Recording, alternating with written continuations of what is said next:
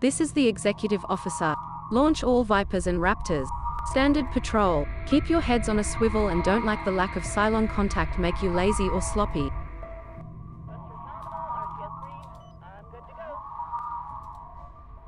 Day 37 of our long-range patrol. 3 ships alone, looking for toasters and finding nothing. It is day 1115 of the Second Cylon War. Though I must say, it does not feel much like a war at all today. This is Commander Charles Emerson, commander of the Fearless. Call sign Pirate. As the saying goes in the colonial fleet, the threat board is clear. We remain vigilant, ready for action.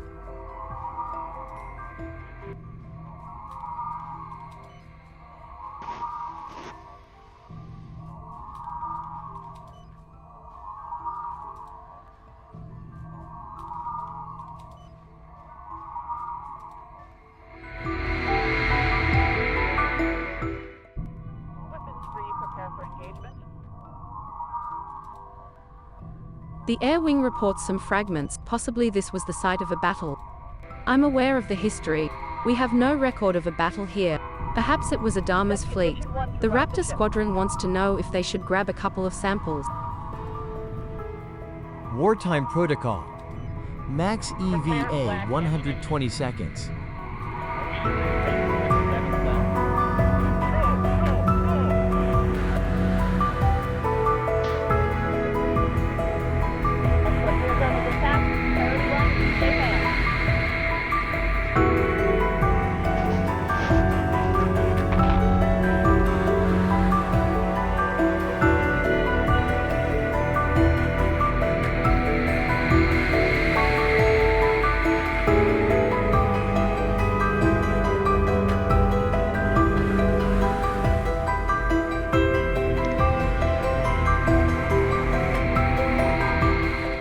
Air Wing report sample secure search.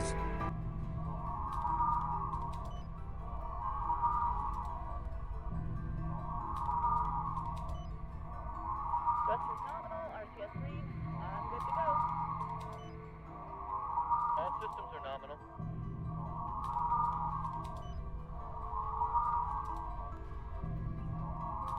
Check your solutions before engaging. Prepare flak ammunition.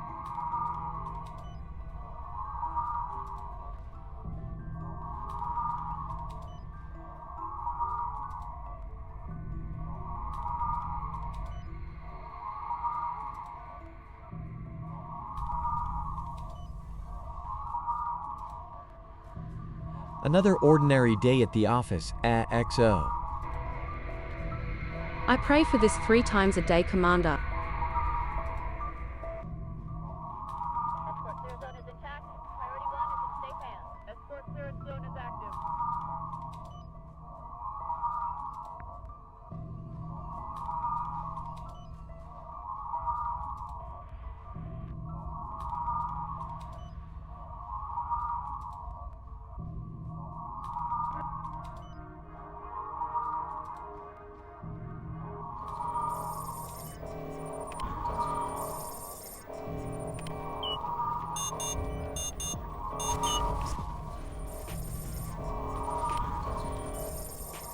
Contacts: 6 base stars, modern, launching F-Raiders, firing missiles, over 1,000 Raiders.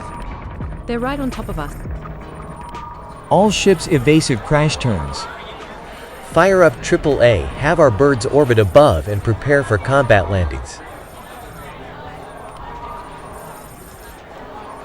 Point defense guns open fire on the Raiders. Top guns set up engagement zones. Make sure the air wing knows the engagement zones. Missiles inbound, evasive port, evasive port. How are we going to get the air wing on the deck with fire this thick?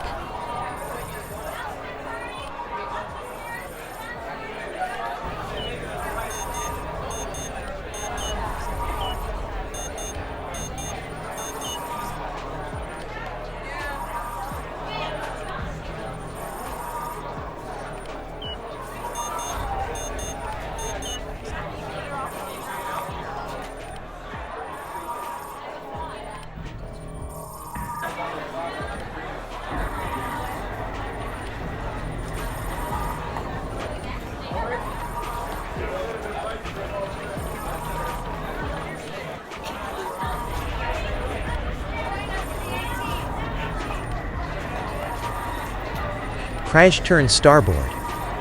Can we calculate an FTL jump out of here?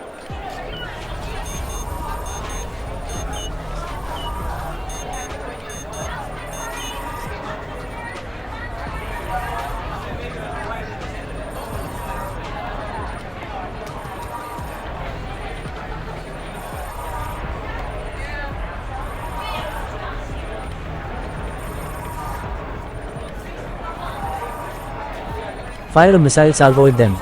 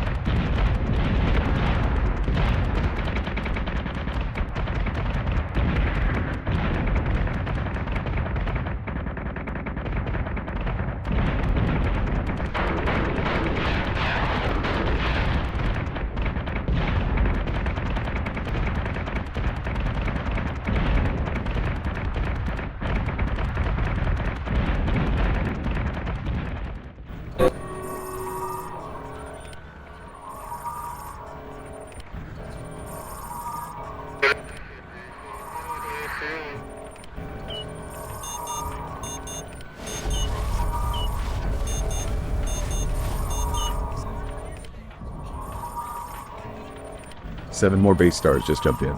We have 28 base stars at this location.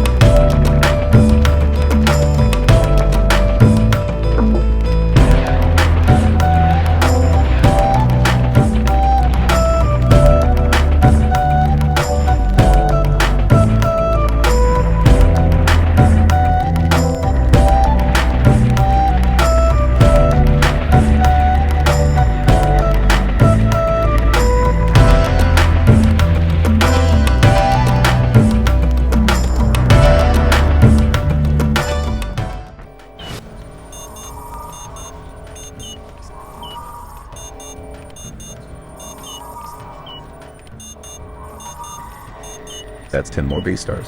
I think we have over 50. We need to jump a frack out of here.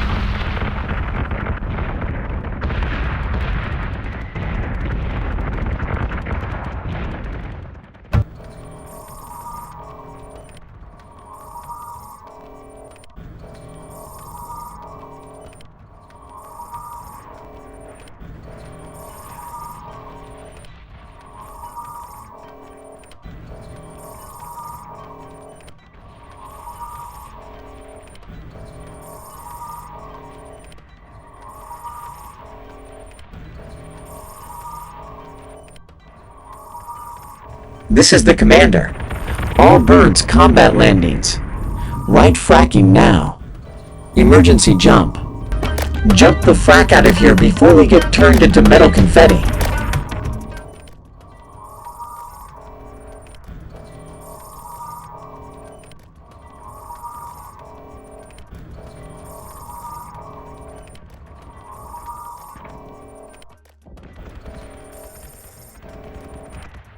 Arc incoming on priority 1.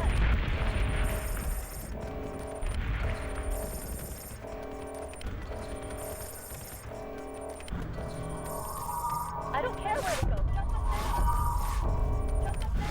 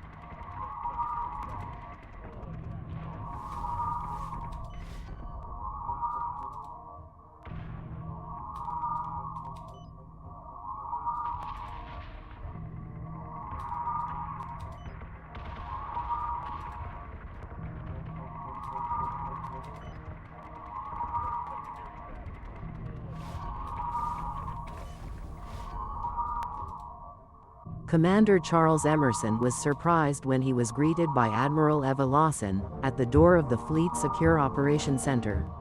"Welcome, Commander Emerson," she said, shaking his hand. Though the fleet was small, under 60 warships, everyone who had been promoted to commander had met Admiral Lawson. Emerson's stomach still contracted into a brass ball, as some described it when meeting admirals and politicians. "Do you prefer commander or pirate?" Lawson asked, guiding him gently by the shoulder into a theater-sized room. "Commander Pirate is fine," he mumbled, his eyes fixed on a giant Colonial Fleet logo hung on the ceiling of the room. This room was bigger than even the CIC of the Jupiter-class Battlestar. "Don't you think that is a bit formal?" Lawson chuckled as she guided him to a checkpoint, stopping at a table with coffee, tea, a variety of interesting fruit. The shapes and color were not anything Emerson recognized from back home. He concluded that this food probably originated from the 4 new Helios colonies, embedded and protected by the massive ionized gas cloud.